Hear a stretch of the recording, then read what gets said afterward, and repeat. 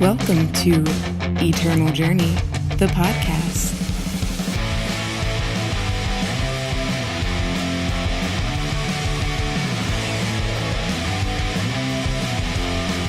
What is up, everyone, and welcome back for another episode of Eternal Journey, the podcast for all things Eternal with a focus on limited play. I'm your host, Caesar the Crowd Pleaser, aka Jedi, and today we're going to be breaking down another homecoming draft format archetype, which is dinosaurs. That's right, they are back and better than ever. So we're going to break it down today, things that the deck needs, what are you looking for, how it plays out, and stuff like that. And then, hopefully we give you guys a little bit of insight. Real quick, though, want to mention our YouTube channel, EJthePodcast on YouTube. That's right. This is where you can get great content, just like this podcast, if you're watching the visual version of it. And you can get play-by-plays and stuff of drafts, sealed play, constructed play, and all that great stuff. Might even start including a beginner's guide stuff there and some updates, etc., etc. So definitely check it out. Once again, EJ the Podcast. Throw us a subscribe or a like. It goes a long way towards helping us create more content like this. And by us, I mean me. All right, guys, let's go into our pack one, pick one, as this is still a new format. I went ahead and screenshotted one of the latest packs I opened, and I'm going to be bringing it out for you guys. That's right. So let's go ahead and start as per usual at the comments. We have Heroic Bravo. This is the 4/4 gunslinger for 8 and a red.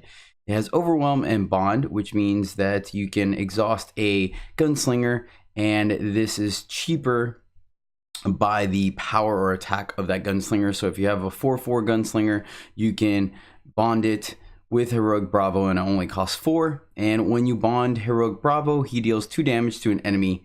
So not a bad deal. Not a bad deal. I have actually never played this card in a deck. I think I might have thrown it in one of my decks, and I never saw it before I lost. So yeah, don't really know where to put it, but I'm hard pressed to pick an 8 drop. It's not a really incentivized gunslinger to be like, oh yeah, we're doing it. So nothing yet. Next is Heavy Axe. It's a +2/+1 weapon for 1 and a red, and that's it. Yep, I literally don't think I've ever put one of these in my deck either. Next up, we have a Zenon Banner. And banners are great. They took the strangers out of this format, so fixing is a little bit more of a commodity. But still not really excited about first picking it.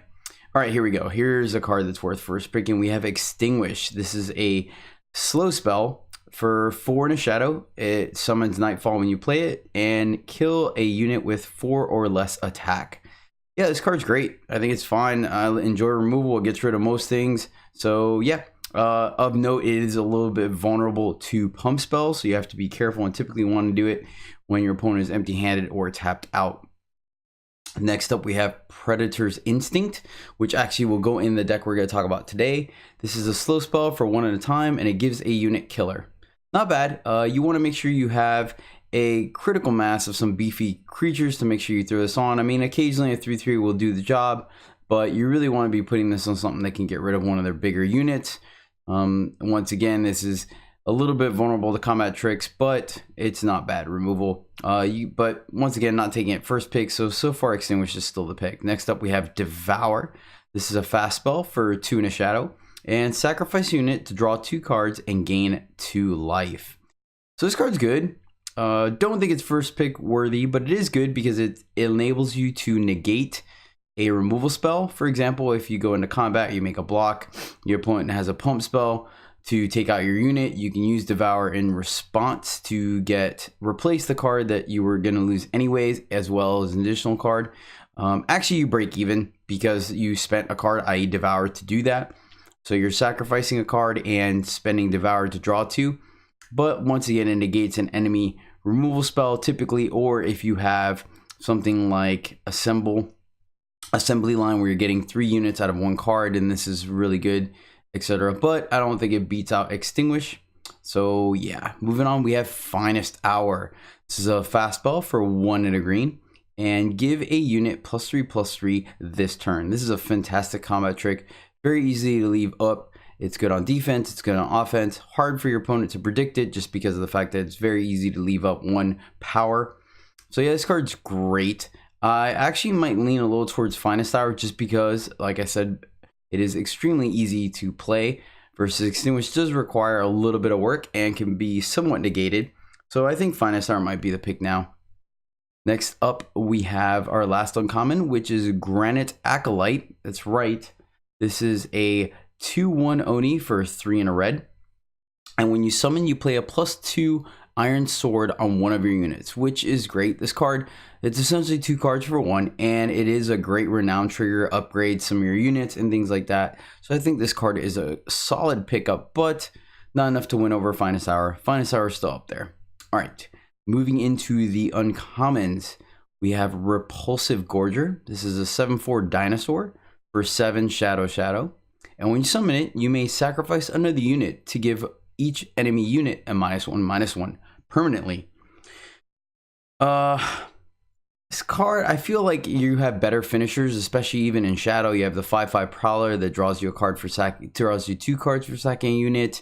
You have the Dread. Like, you have the Captain. There's just, I feel like there's better cards to be playing than Repulsive Gorger. I think I might have seen it played against me 1 time, and that was about it. So yeah, I don't think it beats out Finest Hour. Plus, it's a 7-drop. Like, first picking a 7-drop that doesn't straight up win you the game on the spot is very difficult to do. The 4 health does make it a little more vulnerable than you think. So the last thing you want to do is play your 7-drop and have it trade down with their 3 or 4 drop. So yeah.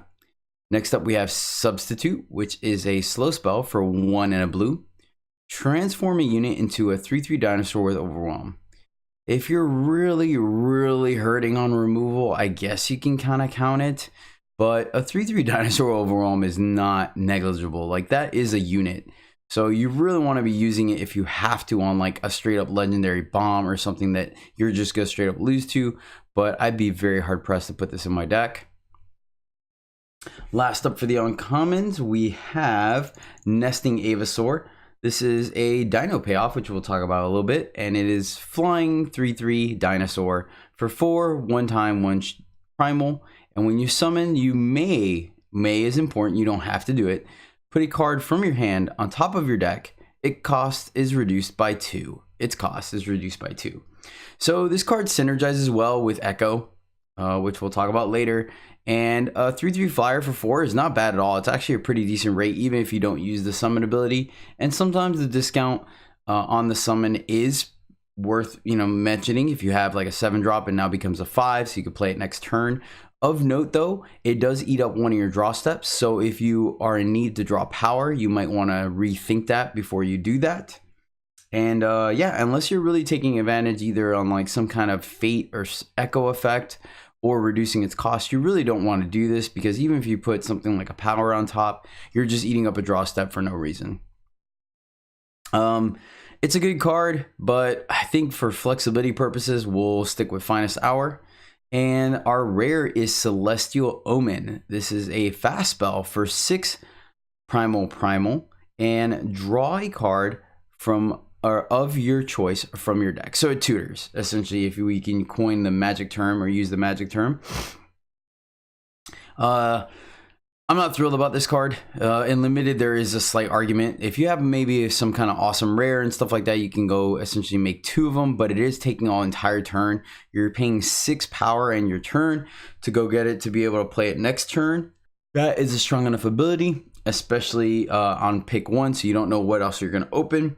So yeah, for me, I think out of this pack, I would take Finest Hour. I could see arguments for Banner, Extinguish, and Ava Sora, and even Acolyte, actually, because everything in this pack is kind of medium. But I think for flexibility purposes, I would take Finest Hour. It being combat trick, a really solid combat trick, and easily can go in most decks. So yeah, for me, Finest Hour would be the pick. All right, guys, that's going to do it for our pack 1, pick 1. With that being said, let's go ahead and dive right into our main topic, which is breaking down the Dinosaurs archetype for the Homecoming Draft format. Of note, I do want to mention that this format, or this archetype, I feel like is kind of loose, like some of the other ones, where I feel like you're not punished as severely if you don't have all the synergies. With that being said, I'm going to go ahead and just talk about the 3 quote-unquote payoffs for the deck first. just so you can kind of see what might potentially put you in that deck, because there are going to be some cards in here which are just perfectly fine on their own. And that's why I feel like this archetype gives you a little bit of leeway where you're not completely punished if you take some early picks. Like, for example, in the Sentinel deck that we talked about last week, if you take some early Stone Scours, there is a chance that you don't pick up enough Sentinels to really warrant the bond effect, and so they're just unplayable 9-drops. So, for this deck, the 3 major payoffs for this deck, really, actually, we'll go with 3. The first one is going to be the most common one, and ironically is that a common, and this one works great in multiples of, and this is Fishing Dinoc. This is a 3/3 dinosaur for 5 at a time, and 3/3 for 5 is definitely unexciting. It's overcosted, but if you have a dinosaur ally, it gets a +3/+3 permanently. This is absolutely fantastic, because if you can get some 3 and 4 drop dinosaurs, you play a 6/6 for 5, which is fantastic. It does combo off of itself, or of other ones like it. So if you play one Dinoc, it's a 3/3. Then your following turn, you play another Dinoc. They both trigger and both become 6/6s. This is a great payoff. One thing I will add on is it combos really well with Sudden Schism or any kind of copy effect, because if you play a Fishing Dinoc, it becomes a 6/6, and then you copy it, it will copy the 6/6 and then re-trigger the dinosaur ally, making a 9/9. So that's definitely something to consider. A really solid combat trick as well when your opponent is attacking into it, if you have Sudden Schism. The other 2 payoffs, which are a little less exciting but still very good, we have Surveying Mantisaur, which is a 3/4 dinosaur for 8 and a primal. It has Flying, Overwhelm, and Bond. So similar to the Stone Scour thing, you want to have a couple of dinosaurs and get this guy out early. Essentially, if you could pick up like the 4/2 or the 4/4 that we're going to talk about in a little bit, drop those on turn 4 or 3, and then you can potentially steamroll this thing out on turn 4 and 5, which makes it really solid. Not the most exciting. You can get these pretty late, because obviously without the bond effect, it's pretty horrible, but such is life. And the last payoff that we're looking at is the Foraging Sauropod. It is a 6/6 dinosaur for 10 and time. But yep, that's right. You guessed it. It has Bond. That's right. So you can exhaust a dinosaur to lower this thing's casting cost by its power. Next, when Foraging Sauropod attacks, play a 3/3 dinosaur with Overwhelm. So here's where you get the payoff. You're getting a 6/6 body, which is not bad, but every time it attacks, you're adding dinosaurs to your board. That is awesome and can really run away with the game, especially if you have a couple of combat tricks to allow this thing to attack more than one time, or you give it Flying with Levitate. It essentially can really pay you off and really develop your board. So it is fantastic. One last card I will mention, which is going to be a rare, but I think is pretty much only really important if you are the dinosaur deck, is Dinosaur Stampede. This is an 8-cost, 1-time slow spell. So once again, like, you really want to make sure this is going to be a bomb in your deck if you want to play it, because rarely do limited decks get up to 8. So, but this has the potential of winning you the game on the spot, and it says your dinosaurs get a +1/+1 this turn for each of your dinosaurs. So this means if you have, let's say, 4 or 5 dinosaurs, mind you, you're at 8 now. You're at 8 power. So let's say you have 5 dinosaurs in play. All your dinosaurs get a +5/+5 until end of turn. So it's one of those things where, of note, it doesn't give your dinosaurs Overwhelm. So there is a chance that your opponent can just chump block. But if you're swinging in with 25, minimum 25, actually it's obviously more closer to 30, points of damage, your opponent has to chump block, and chances are you're going to decimate their board to where they won't be able to recover. So once again, just something to consider. It is a rare. I don't think I would first pick it, but if you end up opening it up in pack 3 or something like that, then, you know, maybe it's something you end up playing. Or I believe it might be in the seeded pack, so it would be in packs 1 and 4. It's really the things you're looking for to make happen, or what kind of steer you into this deck. Now, I will say that, like I said, those are pretty much, if you notice, the Dinoc is the one that really synergizes with must-have dinosaurs, and then the other two for the bond effects. But you're not playing either of the bond units without dinosaurs, so I will say that kind of hinders you. Dinoc, I feel like you want to have somewhere of a critical mass. For Dinoc, you can probably get away with as low as 5 or 6 dinosaurs if you're trying to play 1 or 2 Dinocs, but really you want to be somewhere between the 7 and 12 range worth of dinosaurs in your deck to really capitalize. But typically when you are trying to get that devoted into dinosaurs, you are going to end up picking up 2, 3, maybe 4 Dinocs. I have not played a deck with 4 yet. I have played a deck with 3, and it is absolutely busted when you can chain them together. It's really hard to your opponent to match that kind of power on the board. The dinosaur deck is typically a mid-range style limited deck, like most limited decks, but you're trying to kind of capitalize a little bit on either ramping out the Sauropod or the Manta early, or just, like I just mentioned, pulling off units that require your opponent to spend solid resources taking them out, whether it's 2-for-1s or double blocking and things like that.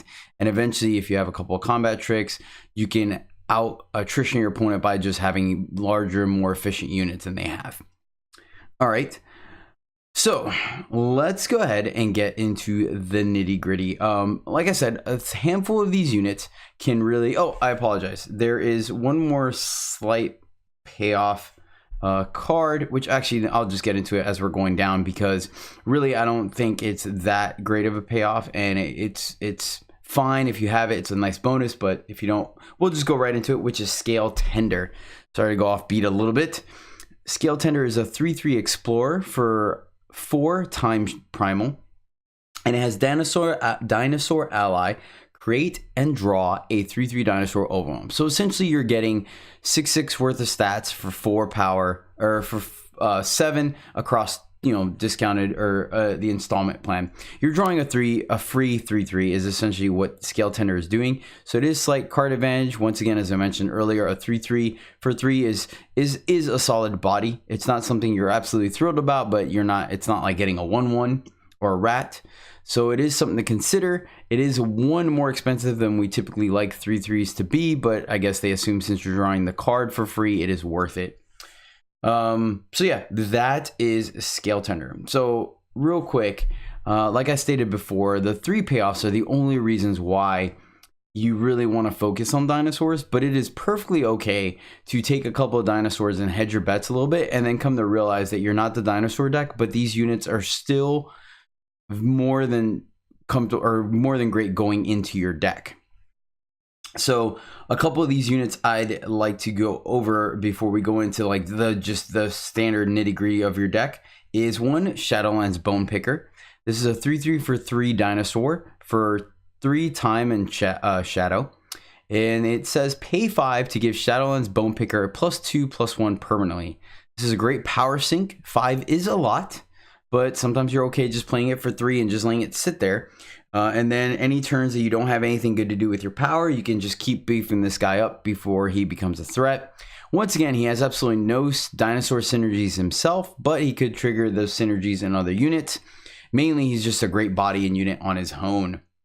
We already mentioned the Nesting Ava Sora previously in their pack 1 pick 1. Everything I said there is great. A 3/3 flyer for 4 is solid. It does have a little bit of synergies with ramping or with Echo, which we'll talk about next, and reducing cost. Okay, the next dinosaur, since we just talked about Nesting Ava Sora, is Twin Brood Sauropod.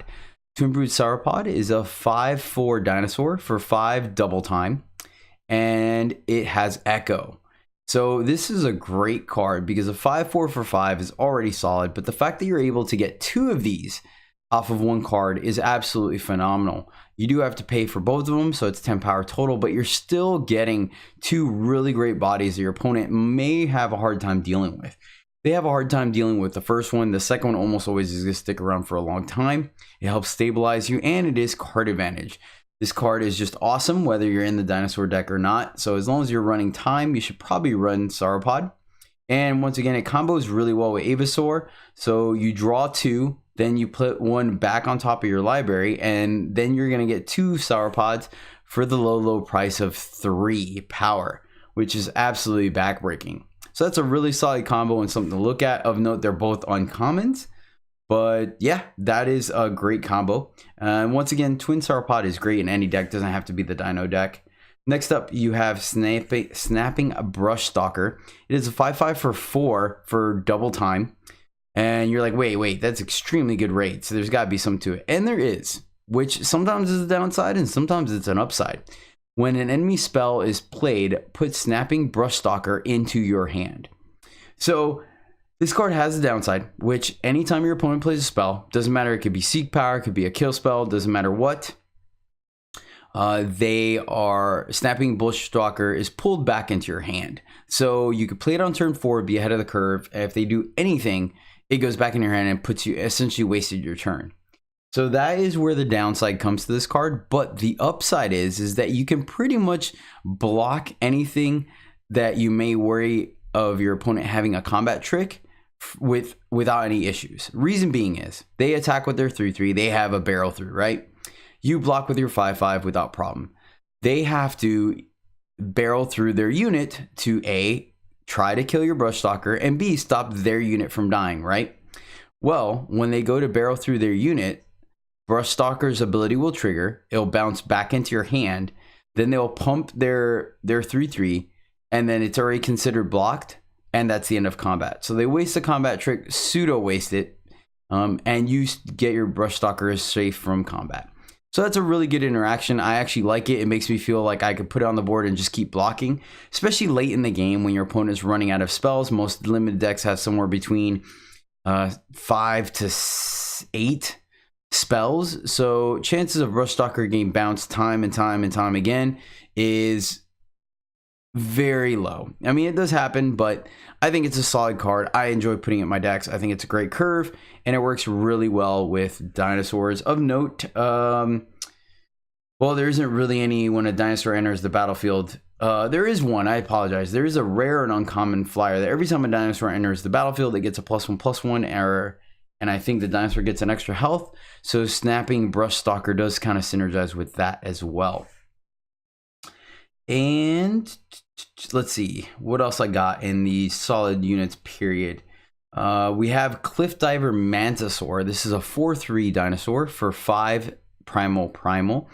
And I mean, I've already talked about this on the show plenty of times. Flying, Aegis, and Pledge. This card is just great.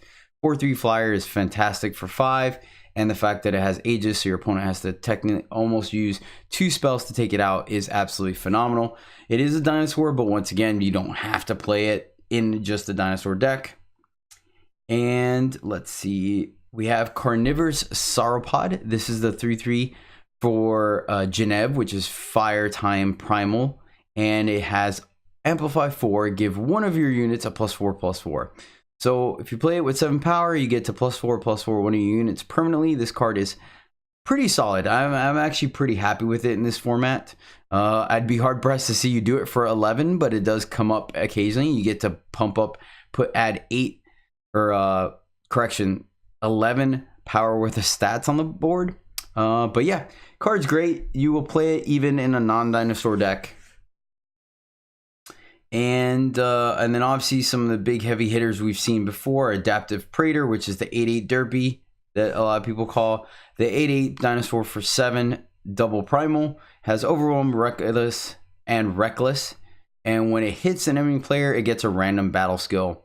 Raged Arachnodon, 6/6 dinosaur for 7 double primal, and it has Berserk. That's another solid body.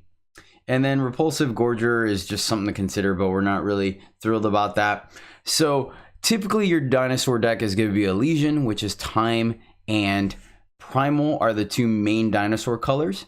But you could occasionally splash into Shadow for Kyrex Coach, which we'll talk about in a moment when we get to the rares, and Shadowland Bone Picker, and then obviously the Repulsive Gorger, which we're not thrilled about. Or you can go into Fire for things like Conflagrate, and then obviously Carnivorous Sauropod. Another thing I want to mention about the deck, some filler cards before we move on, is you're going to have Scaly Gruon as a solid 2-drop. Just has some dinosaur triggers and gums up the board. At 3, we have Bane Sarasaur, which I absolutely love this card. I'm not super high on it, but I do enjoy. I think it's quite a good addition to the deck. Reason being is it's a dinosaur on turn 3, so helps you do your bond effects and get the stuff out early. Summons Nightfall to help you draw more gas or sigils or whatever you need. And then it is going to be occasionally a 4/4 on your turn, which can really help you get in damage or ramp out one of your bond units. So I think it's a solid dinosaur. Easily slashable and at one time for its cost. So yeah. Next up is Fledging Ava Sora, which you really want something to modify the body because it's just a 1/2 flyer, but it does have Aegis, which could come into play. And it is a cheap dinosaur to help you trigger things. We have Hissing Spiketail, which is probably the most underwhelming of the dinosaurs. It is a 4/2 for 4, so it does help with the bond effects. And whenever you play a dinosaur, you gain 1 life. Not super thrilled about it. You can pick these up pretty late. And that's actually pretty much it. A couple of notables. We have Arachnodon Egg. That is great in the Relic deck, and obviously Elysian does splash into that, and it gives you a 4/4 dinosaur for your troubles, so that is something to consider, and that body is great. Egg is just phenomenal in any draft deck, so you're really pleased about picking those up. All right, guys, removal. All right, removal in this deck is, I'm going to pretty much focus on the top 4. Obviously, Conflagrate if you are splashing the red version for Carnivorous Sauropod. If you are in splashing the shadow version, you do have access to Feeding Time, which is a transform a unit into a pig and then kill it, which is great. It is a 4-cost primal shadow slow spell, but it is absolutely phenomenal because it not only gets rid of something indefinitely or permanently by changing it into a pig, it just kills everything. So it's really solid removal and stops them from reoccurring it and things like that. So it's absolutely great. You're super happy about playing it. In the primary colors, like we talked about, we do have Predator's Instinct to kill your larger dinosaurs, and then Dragon Breath to once again use your larger bodied dinosaurs to kill your opponent's units. Both those combo really well with the Creeper that has Nightfall and Scorpion that both have Deadly in Elysian colors. So that is something to consider. Other than that, removal is kind of light, so it is up to your discretion to add combat tricks or those cards to make things happen. You're typically going to rely on removing 1 or 2 key units from the board and letting your larger body units get through that way, taxing your opponent. All right, guys, moving on to the rares. This is the last things we want to look at. Just a couple things I want to touch on because you won't see these very often. You have Deranged Dino Mantor, which is a 1/1 shaman for 4 double primal. And at the start of your turn, transform a unit into a 5/5 Carnosaur. So this card is great on its own. You don't have to be the dinosaur deck, but it does make dinosaurs, so I figured I'd mention it. This card is slow but effective. I've seen it take over plenty of games on both sides of the board. You just sit there and upgrade all your cheapy units. You're just running everything out, and then at the end, you can get rid of any of your opponent's really strong units. If they have some kind of flyer you can handle or something, you can turn it into a 5/5 dinosaur. And before it goes, you can always just turn itself into a dinosaur if you're done upgrading your board. Next up, which not many people know is a dinosaur, is Kyrex Coach Driver. This is a 3/3 Gunslinger dinosaur for 4 double shadow. And a reason being is I'm assuming the Gunslinger is the coach driver and the horses, quote unquote, are the dinosaurs. Kyrex is obviously. And it has Inspire. Units you draw are deadly, which is awesome. And it summons Nightfall. So A, it does count as a dinosaur. And B, I mean, just giving all your units deadly is just absolutely amazing. This card is awesome. Though it is double shadow, so you may not necessarily want to put in your deck if you're just having a light splash. Excuse me, guys. Kind of late when I'm recording this, but I wanted to get out on time.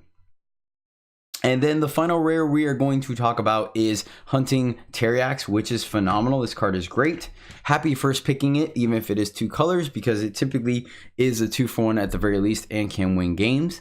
This is a 5/3 dinosaur for 5 time primal. It has flying and it has ambush.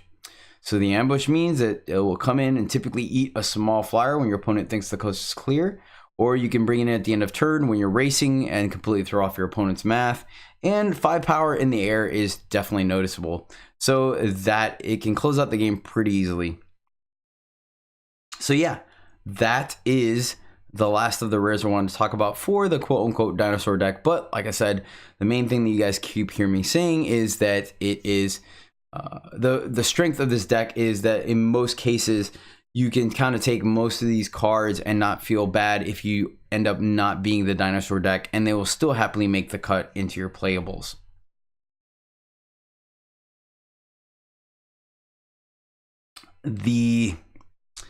So the overall scheme of this deck is that it plays out like a normal Legion deck where you just want to curve out. You're pretty much just gonna take some bonus effects, which having Scale Tender to draw you some more cards, or being able to bond out a Sauropod or a Mantisaur early.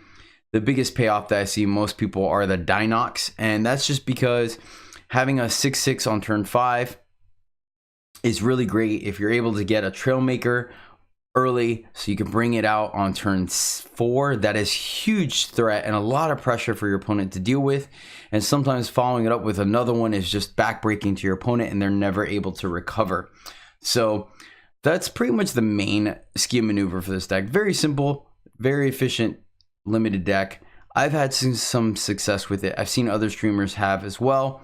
I think, like I said, the incentive is that some of these cards are just great standalone, i.e. like Twin Brood Sauropod and Adaptive Predator can both win games on their own without any other synergies, and Carnivorous Sauropod is a great addition to any Genev deck.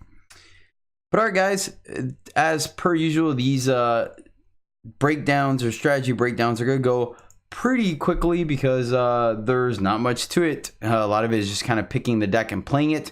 One last alibi I want to mention is Starved Vorlunk. You really need to. It is a solid filler. Once again, for the top end, so the dinosaur deck definitely does not lack in top ends. Typically really only want maybe 2 of these in your deck, because they are starting to push, there's really no 6s, it's all 7s and 8s, and you really don't want to get that high. But you have Starved Vorlunk, which is a 6/6 dinosaur for 7 blue. It has Overwhelm and it has Amplify +3/+3. Typically, the most times I've seen this played is at 9, and a 9/9 Overwhelm is very, very hard to deal with, especially in that late stage of the game when your opponent has probably used most of their removal already. So yeah, that's the deck. Hope you guys enjoyed this little bit of strategy and kind of helped you get a little bit better at Homecoming Draft. As usual, you can catch me on Twitter, Patreon, and YouTube at EJthePodcast, where you can check out all the great content when I post notifications about new videos coming out and when I'm going live on Twitch. Speaking of Twitch, catch me live streaming at twitch.tv/Jedi_EJ every Monday, Tuesday, and Saturday. I'm probably going to try to add Thursdays to the schedule, so you can check me out. I primarily do limited drafts there, but sometimes I do constructed and whatnot. We have the link to the Discord down below, so you can chat with me and other great limited players around the clock. And you can catch all my real life stuff at CaesarLebear7 on Instagram. And if you guys have any comments or complaints or anything you want to message, you can message me at EJthePodcast@gmail.com. All right, guys, that's going to do it. If you enjoyed this content, by all means, I would really appreciate a like or a rating and whatnot. Share it with your friends. And if not, then until next time, keep on gaming.